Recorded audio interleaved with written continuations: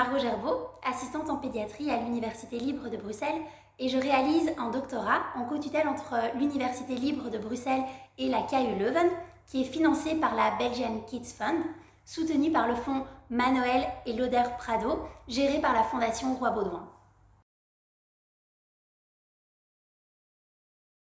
Le but de mon travail est d'étudier la réponse immunitaire après la vaccination chez les enfants. Alors, qu'est-ce que c'est le système immunitaire? Le système immunitaire, c'est notre système de défense contre les infections.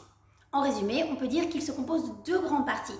Les cellules, qui se battent contre les infections, et différentes substances qu'on produit, des protéines et des anticorps, qui sont utilisés par ces cellules pour inactiver et détruire les agents infectieux comme les virus ou les bactéries.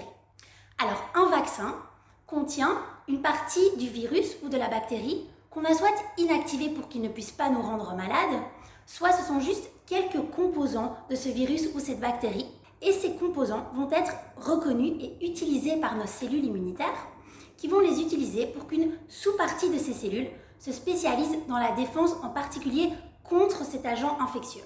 On va garder ces cellules en mémoire, elles vont aussi produire des anticorps. Et si à un moment on recroise l'agent infectieux, elles vont s'activer, proliférer et détruire cet agent infectieux avant même qu'il puisse nous rendre malades. Les vaccins sont utilisés avec succès depuis des années et ils ont permis de diminuer drastiquement la morbidité et la mortalité liées aux maladies infectieuses, en particulier chez les enfants.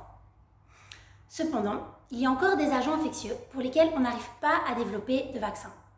Il y a aussi des vaccins qui sont efficaces pour une grande partie des gens, mais qui malheureusement ne sont pas encore suffisamment efficaces et donc chez certaines personnes, ils n'apportent pas encore de protection suffisante ou bien cette protection ne dure pas pendant assez longtemps. Et pour finir, il y a encore des enfants et des adultes qui ont un système immunitaire qui est plus fragile et donc qui ne répond pas suffisamment aux vaccins, alors que ce sont justement les personnes qui sont les plus vulnérables face aux maladies infectieuses. Dans tous ces cas de figure, on bénéficierait donc d'une amélioration de la vaccination. Et ça, c'est le but de mon travail.